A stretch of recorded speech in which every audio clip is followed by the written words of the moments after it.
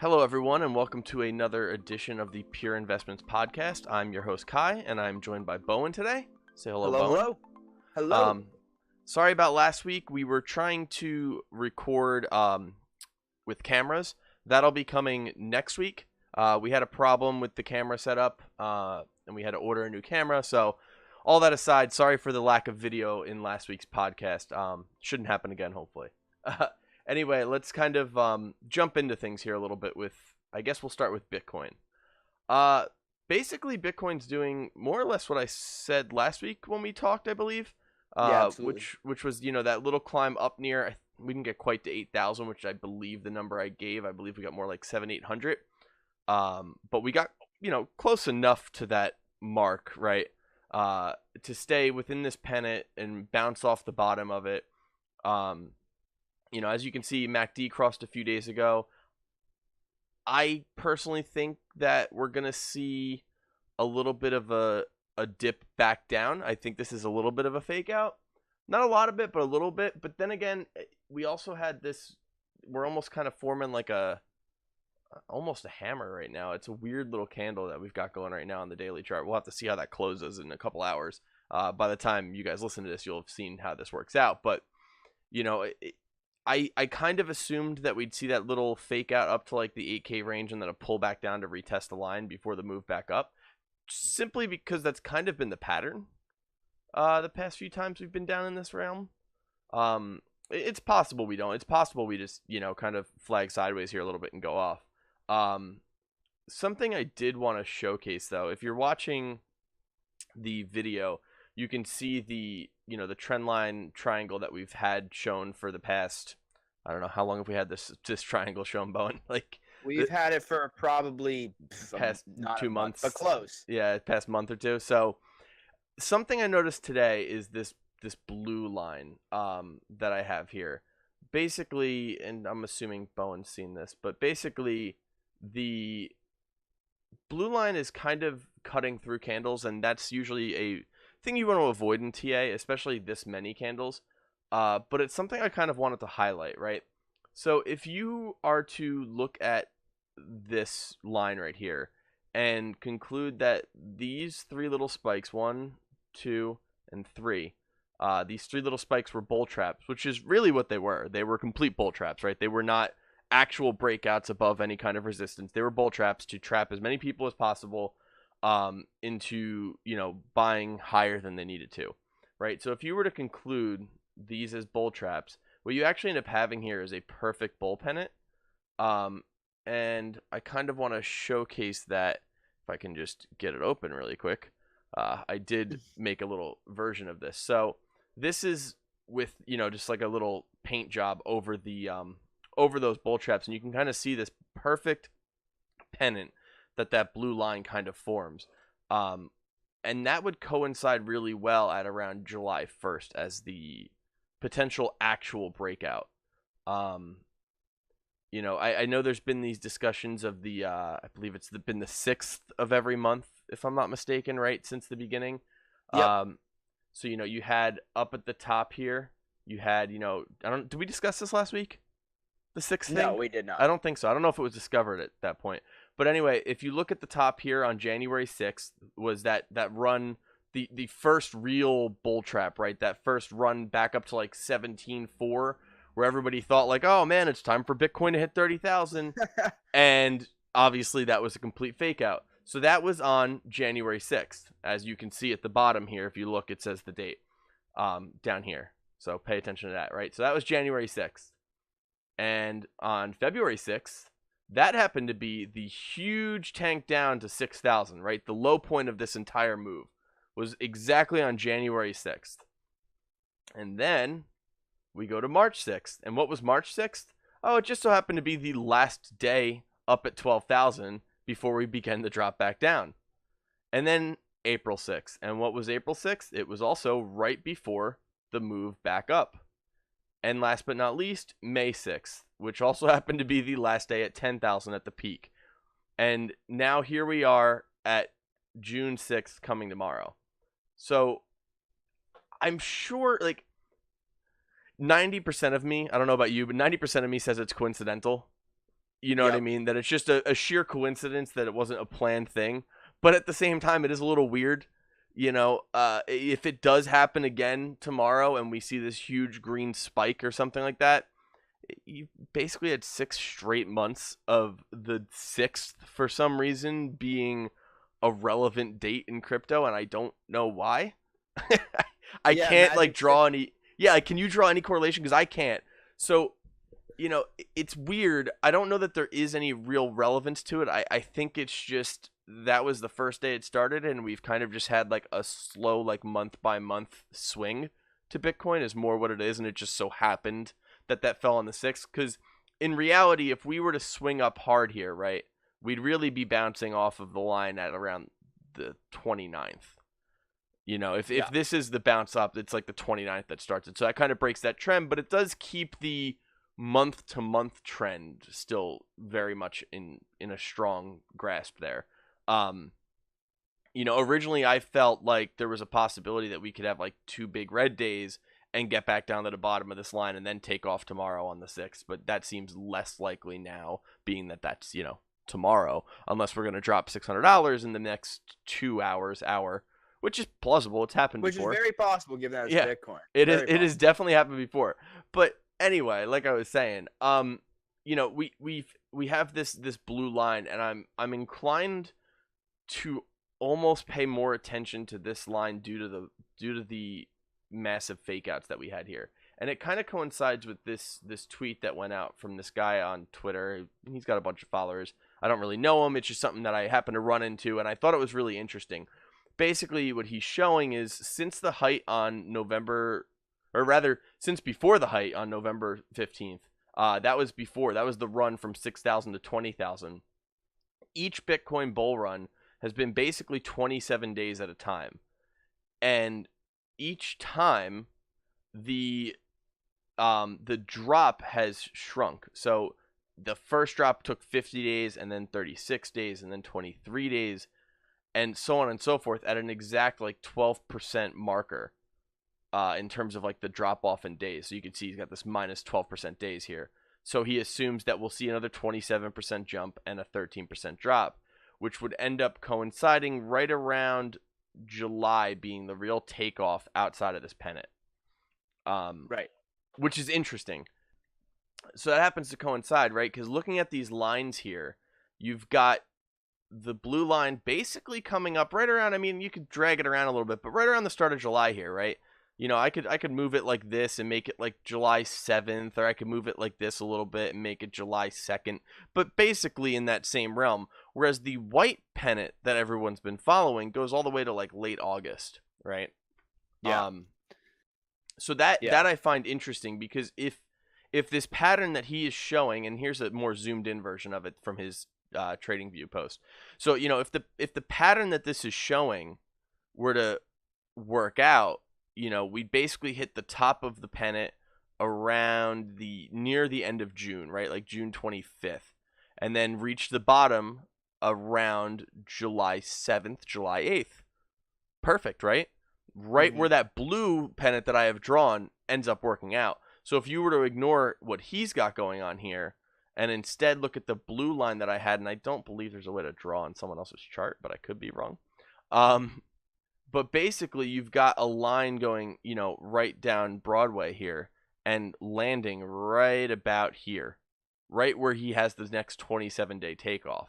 So I'm not saying it's going to happen, not investment advice, quote unquote. Right. TM.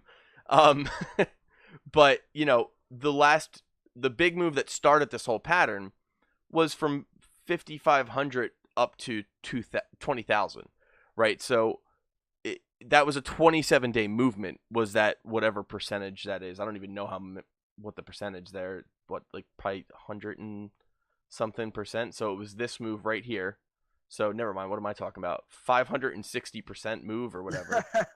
Oh, no, hold on. Sorry. It's right here. So it was a 270% move in that 27-day span, right?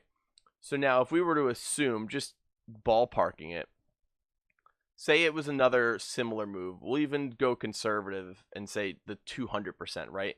That would put us basically making a slight new all-time high at around 22,000, within that 27-day period if that were to work out.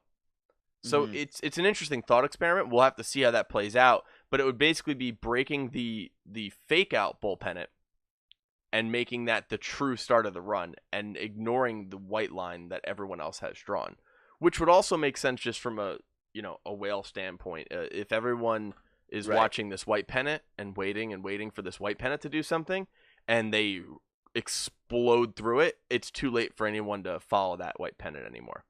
You know what I mean? So, and something I wanted to talk about was manipulation, which you've been, talking about. Yeah, and now that this 27-day pattern has happened, and it's once it starts to gain traction, the more people who are eyeing it. Crypto is this new market that's kind of goofy with its crazy volatile moves of not stock market 1 to 2%, but 10, 20, 100% moves in a day. These are possible things. That aren't really viable in any other market.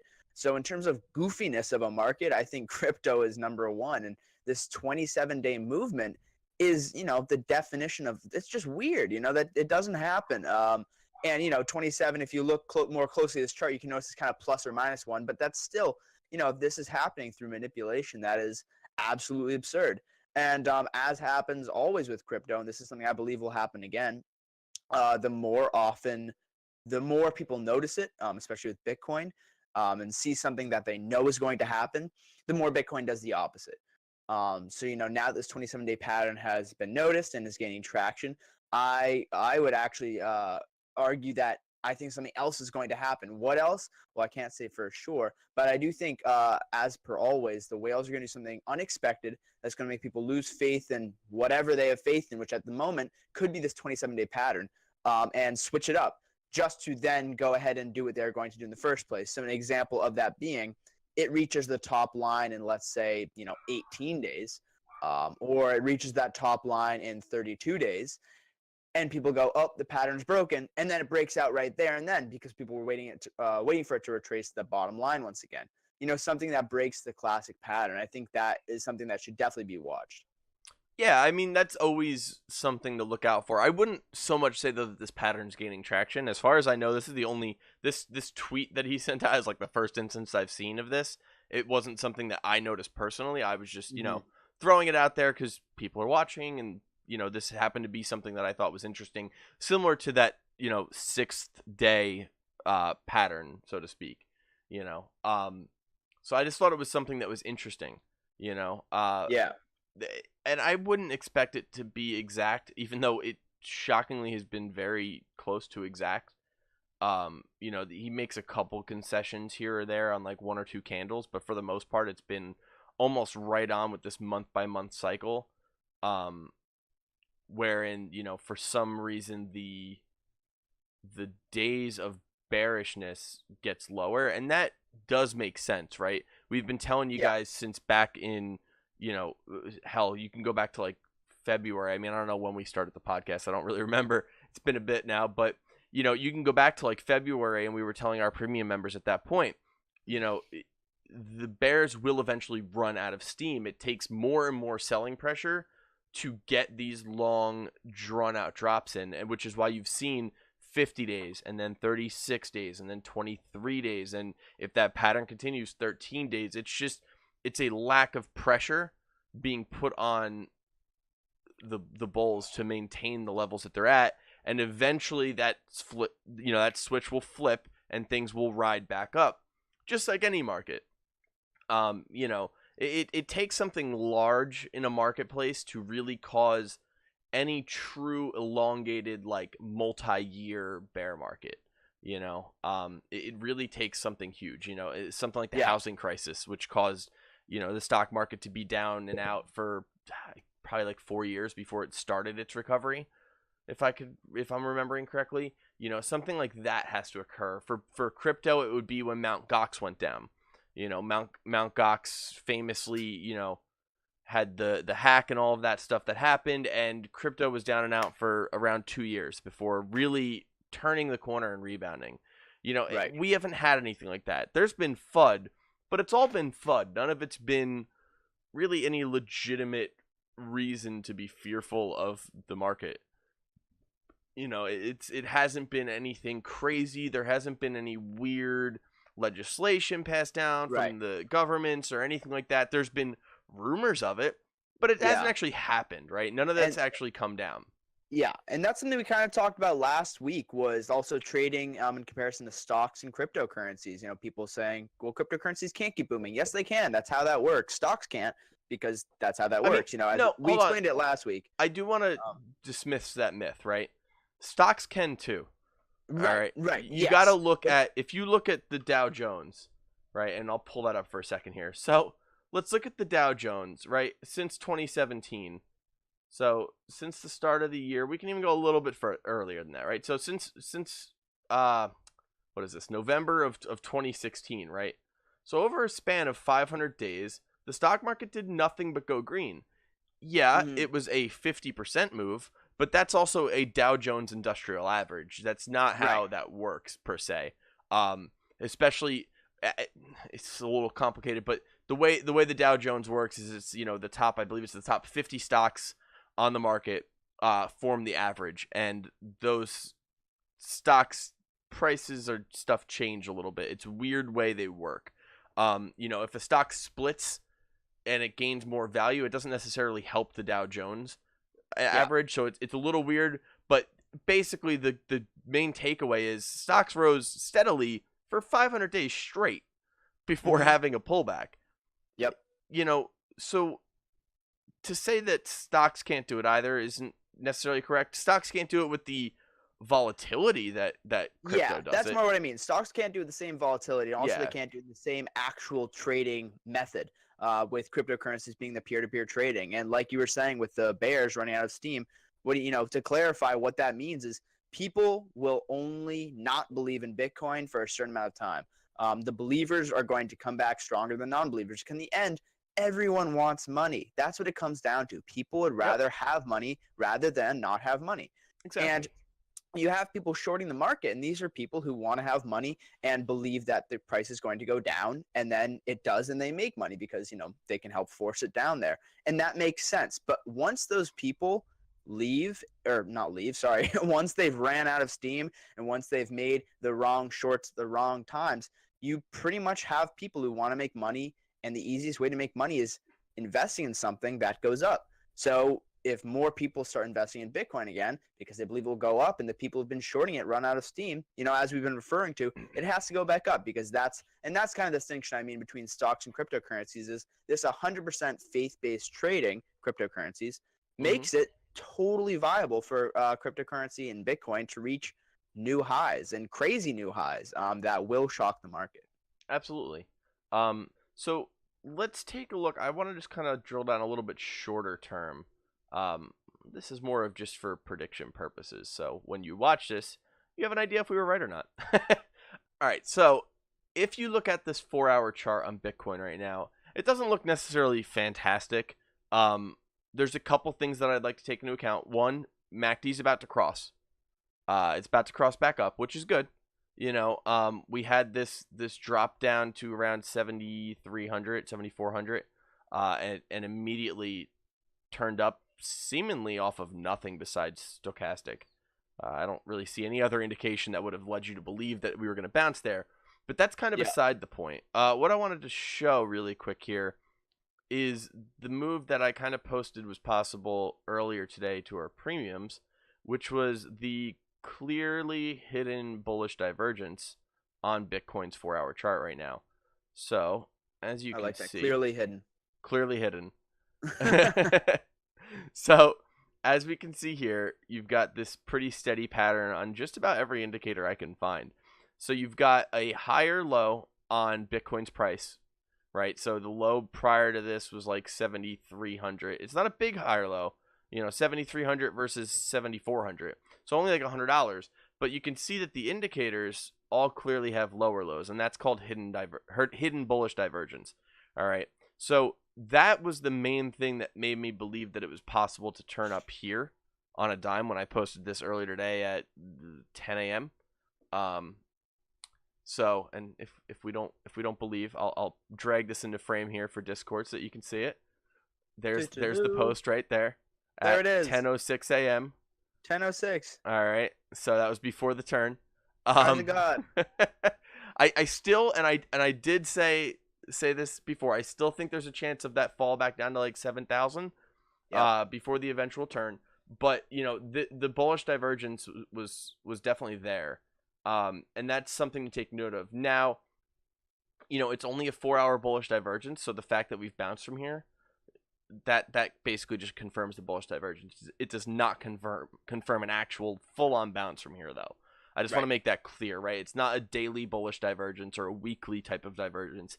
This was a 4 hour bullish divergence, which means maybe you get 5-6 green candles out of it or something like that tops. Maybe we ride up to like 8,000 ish, like to the top of the blue line here, and then fall back down to 7. Yeah, although Um, I personally would be very tentative to say that, given that I've always been a big believer on that divergence is good with coordination of other indicators, but I Well, don't yeah, think. but looking at it, so you have on the 4 hour right now, right? MACD's threatening to cross on the 4 hour. Yep. Um, you know, as you said, the new indicator that I'm using, which is the wavelength indicator, which is sort of like a slow stochastic. It uses like a bunch of different stuff in it, the way the algorithm works for it. But it is Sounds funky. actually, yeah, it is interesting. I'll actually go over it in a second here if you want. So it does have, we have this MACD crossing. The wavelength indicator is kind of right in the middle here. So you can see there's been bounces off that middle area a couple times throughout this process already. So, you can even go back all the way to, the late April bouncing here. But in the Hmm. end, all that late April bouncing did was just take us a little bit higher, which is kind of what I'm saying this might do. Hmm. So like maybe to a top around 8,000. I don't think this is the run to 9,000 just yet.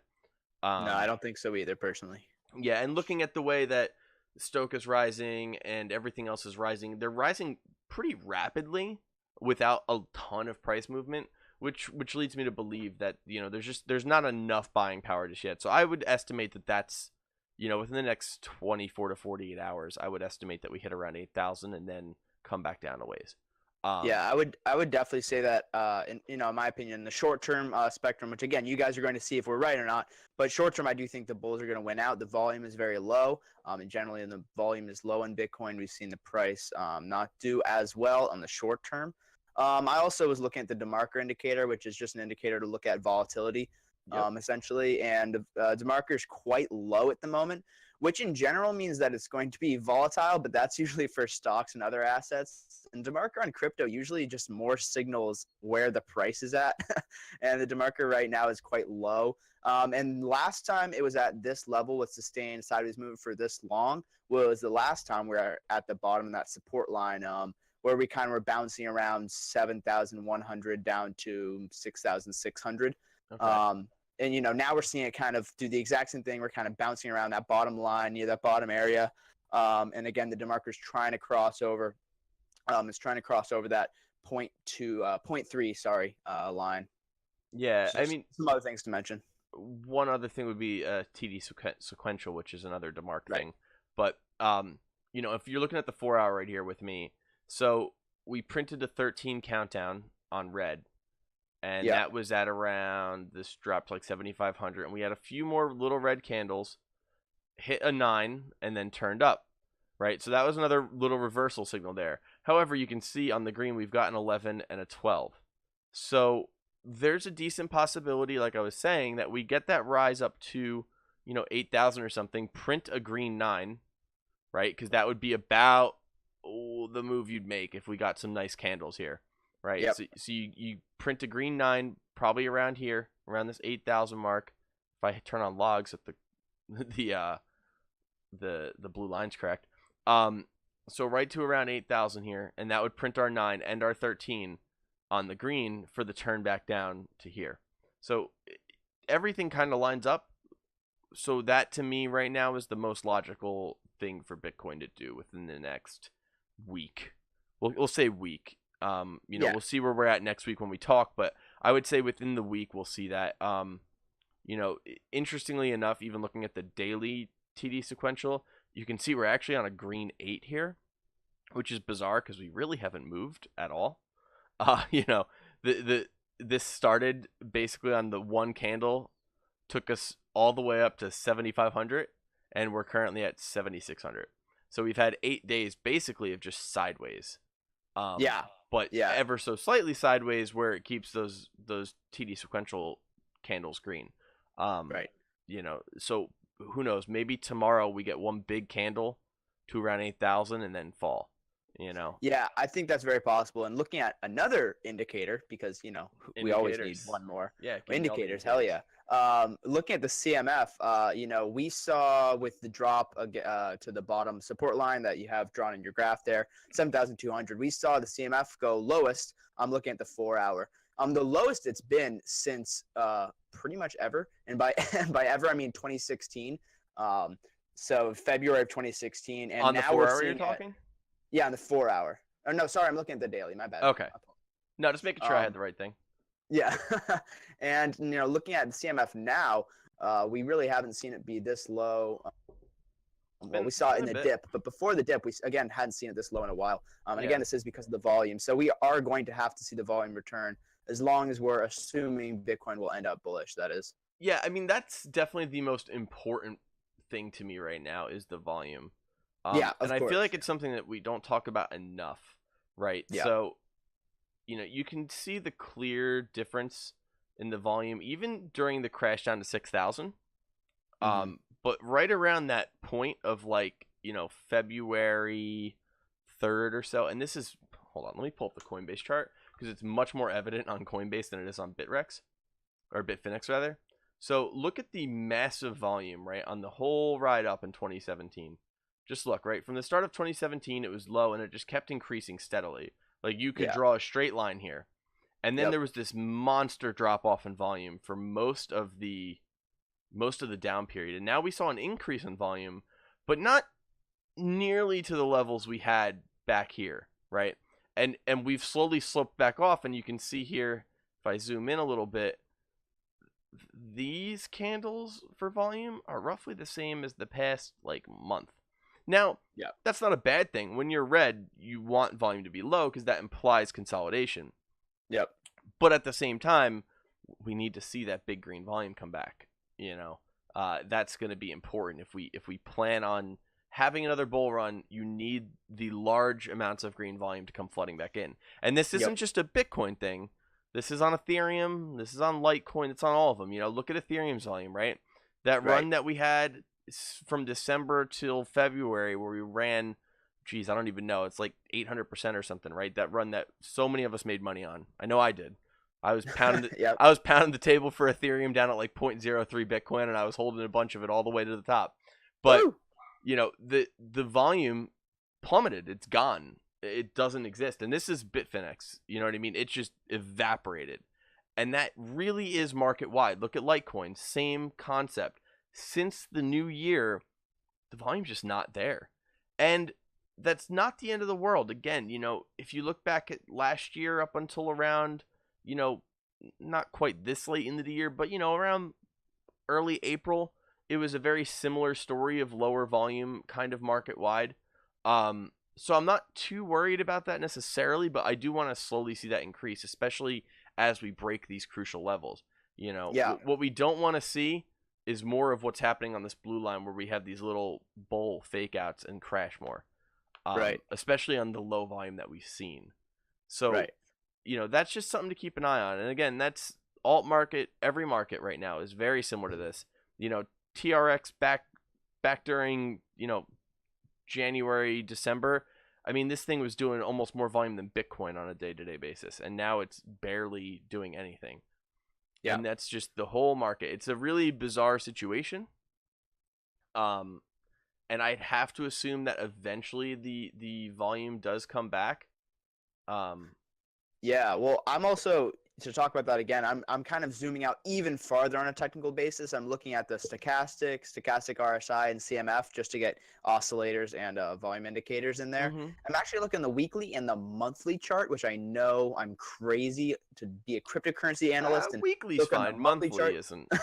But I'm looking at a log chart, and if you look at the CMF on a log chart, on the weekly, we really haven't seen it do what it's currently doing in a long time. And like you said, when it's red, seeing this low volume, that's a good thing. This low volume really does mean consolidation. Looking on the monthly, well, we don't see too much. What we are seeing is the stochastic and the stochastic RSI for the first time ever in Bitcoin's history. We're seeing the stochastic getting low, and stochastic RSI actually bottomed out, which is just, it's a wild thing to see that it's finally happened. And, this is really encouraging. This is all encouraging news in my mind. Yeah, well, it goes back to what I was talking about earlier, right? There's only so much that bears can take hold of, right? Similar to the bull rise up, there had to be an end. We couldn't have just, Bitcoin basically was under $1,000 for 5 years, and then it ran to $20,000 last year. So it couldn't just maintain that for eternity. It had to pull back at some point. Eventually, the bulls had to run out of steam. Even if you talk to anyone, most will agree anything past like that 9,000, 10,000 range, most of us consider that to be the bull trap. So this had to happen, right? This was destined to, so to speak. There was no way it could continue. And realistically, when you want to look at it, it wasn't that Bitcoin was so much under 1,000 forever, because realistically, the bull run all started back in like August of 2015, down to like $160, and it was basically nothing but green with small little dips here and there for 2 years, a little bit more than 2 years, almost like 2.5 years. So having a 6-month bear period off of a 2.5-year bull run, any investor would take that in a heartbeat. Absolutely. I mean, if you got in all the way back at $100, I haven't heard anyone who got back in a year or two ago complaining. Nope. Sure, you're definitely missing out on some gains, but going from $100 or $500 to even $6,000, yeah, I'll take that. And I think any intelligent investor would. Absolutely. Of course, selling at the 20,000, yeah, that would have been great, but that's not always the way it works. Holding for over 100% gains in only a year, anyone who complains about that, well, needs to learn a little bit more about investing. And really, we're seeing this consolidation, and it's a beautiful thing. And I think all the naysayers about crypto are going to see why this is a good thing. And because I know I've tried to explain to some friends, and they said, why is the price going down a good thing? And I said, well, it's complicated. But, seeing this consolidation is just, it's really healthy for the market. Yep. So anyway, let's see. I don't know how much I really have to say about alts, because I kind of feel like alts are in that same weird little spot here. I think they're mostly bottomed out. I don't think we're going to get too much lower from where we are, but I do think we could see a lot of sideways movement for a while. Similar. Similar to how Poe was, just because I have the chart up here. And that's always my go-to. Hashtag PoeDaddy. So, Poe basically from March 8th till April 8th really didn't do anything. There was like these little ups and down peaks, and that's kind of what I anticipate here for a little bit. Now, it wouldn't be starting from here. It'd be starting like the end of May right here, where we kind of have this like bottoming out thing happening. And that's kind of market wide for the most part. There's some coins that have been, not subject to this, but for the most part, you could see like on the daily here, the coin really didn't move, and stochastic jumped all the way to 100, and now it's curling down, and it's still not really moving, and that's just kind of something that I anticipate to see market wide. Shockingly, ONT keeps bouncing around and going up somehow. I did mention this though, this flag. I mentioned this like 2 or 3 podcasts ago, and sure enough, it broke out of it. So that's good to see. But market wide, I think you're going to see this. I think the low is going to be roughly around what the low was back in March. We're just going to see a lot more sideways movement along the way. Yeah. And I think another important thing to mention is these last couple altcoin jumps that have happened when Bitcoin has bottomed off of this bottom support line you have drawn up on your Bitcoin graph. The jumps were big because Bitcoin's jumps were big.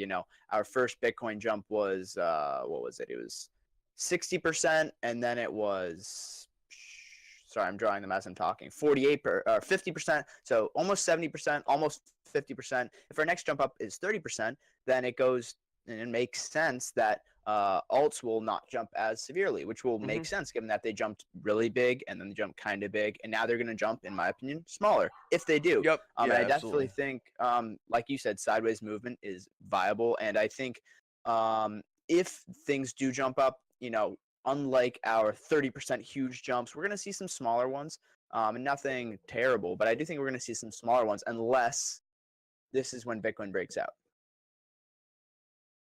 Yeah, for sure. So I guess that's basically all I've got on the market itself, Somehow we managed to talk about the market for 35 minutes. I think a lot of it was just kind of talking in circles, but I feel like, people are kind of panicky after this 6-month bear market, and I just want to make sure that everybody understands that, at the end of the day, this is a normal market behavior. This is not, oh man, the bubble's popped and Bitcoin's never going to do anything ever again. Which, I just, that's not logical. That's not how markets behave. What we're seeing is how markets behave. Huge runs Yeah. up, huge runs down, huge runs up, huge runs down. At the end of the day, though, over the course of years, you'll be making, higher highs the whole way up, and higher lows the whole way up as well. When you think about it logically, right? In 2017, the lowest point was about $700. So if the lowest point in 2018 is 6,000, I think I'll take that. Yep. Because who knows? That might mean the lowest point in 2019 is 20,000, 30,000. Yeah. So, Yep. You have to take the good with the bad. That's part of being in a market. Mhm. Like Warren Buffett always said, it's better to be in the market than not in the market at all. So it makes sense, right? Better to Mhm. just sit in the market and ride out the waves than not be in the market when it does run up. You can Yep. try to get cute with things, but you should always have, in my opinion, some form of long-term position that you don't really care to watch too closely. I've got my share of vaults. I know Bowen's got his share of vaults Yep. that are just sitting on a ledger in the safe in my basement, and they're just waiting out the ride. And I don't really care about them. I don't really look at them. I just kind of hope one day I wake up and somebody in premium chat goes, "Hey man, did you see Lambden? It's up 8,000% in the past month," and I go, "Yay!" And then I have my money. You know what I mean? So Yep. that's something that I think you should always have, is a little bit of that long term set it and forget it stuff, because it Yep. makes riding out these moments a little bit easier if you're not really watching those coins and you kind of just go with the flow and hope that one of them turns into the next TRX or PO, where they go from 40 sats up to 2,000 sats and you're rich. Yep. So Yeah, and again, what you're saying is just another reminder to try and leave emotion at the door with trading. I know one of the people I learned the most of any of my trading knowledge from was actually in the Discord, and he was a member of it, and he traded purely with his gains. He made 2x on his very first trade, took out his initial money, aka he just started off with free, I think it was $1,000, and just invested a little bit in ICOs.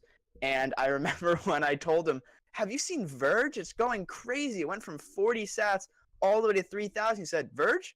Really? I got into ICO. Cool. And sold. And yeah, that's how you long-term trade. He wasn't even excited. I mean, he was excited because he just made a whole lot of money. But, his strategy was just he bought it, he left it, and that was it. yep, And keeping that level head, I think, is what we're both kind of coming to at the end of this podcast, keeping your level head and watching the market objectively rather than emotionally. yeah, for sure. So lastly, I'll close up on this. I know you wanted to talk about this CoinDesk post here about something with the SEC. I Yes. didn't really read this over. I'm assuming you did, so take it away. Yes. Well, this is really quick and easy, but I just think it's good to look over the news, of course, on Bitcoin and the U.S. government. So the Securities and Exchange Commission finally appointed somebody to look over digital asset technologies. And, quote, according to the SEC, they will coordinate efforts across all SEC divisions and offices regarding the application of U.S. securities laws to emerging digital asset technologies and innovations, including initial coin offerings and cryptocurrencies. Phew. So essentially, they put a guy in charge of trying to understand cryptocurrencies, which finally might lead to some sort of change in legislation for the United States, which has a lot of money in it and therefore could really adjust the cryptocurrency market. I just think that's important to mention, and that's all I have to say about that. All right. So I think that'll do it for this week's edition of the podcast. I've been Kai. That's been Bowen. And we'll see you guys next week, hopefully with video cameras. Woo! See you guys later.